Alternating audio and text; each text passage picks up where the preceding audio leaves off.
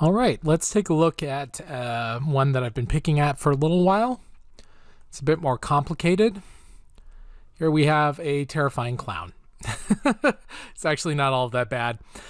We also have some cloth in the background, some wood that I was working on, other bits and pieces. Now, the key to this is layer organization.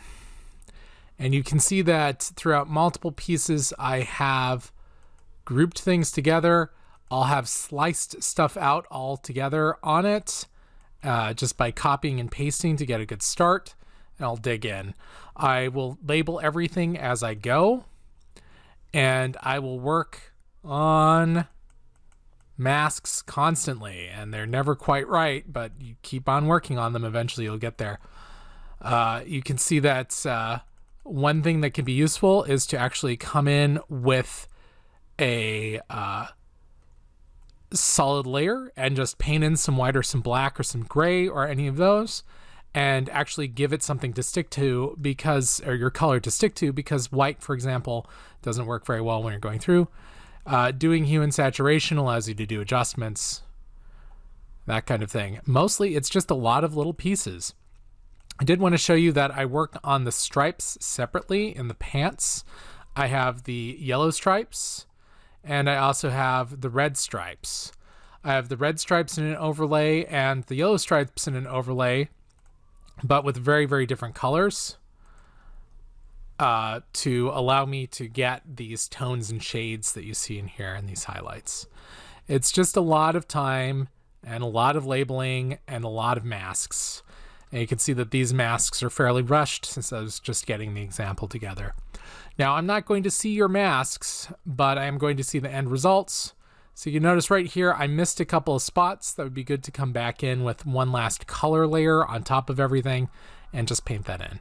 So that's the more complicated style of doing things, which is to say, I'm going to grab the move tool and just right click. You can see all of these highlights and these shadows, and they're in multiply mode and screen mode. That is to say, it just takes time. It takes a lot of time. And so be willing to spend time on it. And this is nowhere near complete. This is what, 30% done? This is probably about 6 hours in at this point to get here. So it's looking at another 12, 14 hours to get finished at least. It could be more. But I did want to show you this. It's in progress.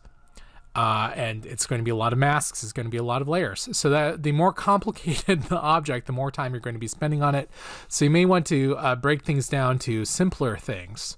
For example, here's some ice cream. This would be great to recolor. Watch out for the skin tones. These are very, very difficult.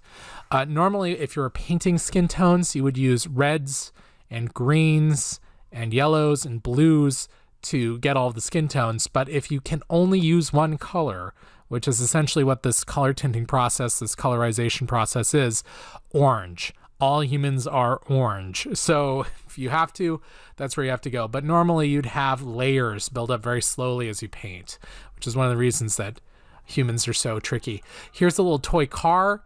The background would need to be filled in as well. And there are some techniques for that. There is a gradation technique that can very quickly fill in grays. I don't want you to use that right now. If you know how to, go ahead and start. But a lot of people, when I've shown them in the past this technique, they will stop. They'll just do that and act as though it's finished, and that's not it. And then they go as far as to argue with me about whether or not it's finished, and it wasn't. So I'll show you after this assignment how to do that.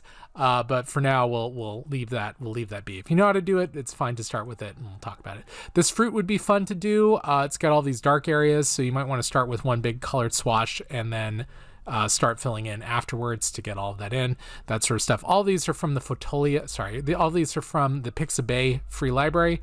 I once had someone do zebras in multiple colors. I loved that. That's always fun. There's a lot of possibilities with this. All right, so I just wanted to show you a more complicated piece. You can see that it can take quite a while to get in there. You can also color dodge and color burn when everything's said and done to add a little more or a little less to everything if you need to. You can always use the Control-Alt-Shift-E and that's Control-Alt-Shift and E all at once to create a duplicate layer on top. So Control-Alt-Shift-E, and you can cut this up and work on it as you need to. Let me close that up. Okay, that said, let me show you what you need to do for this assignment. I will see you in the next video.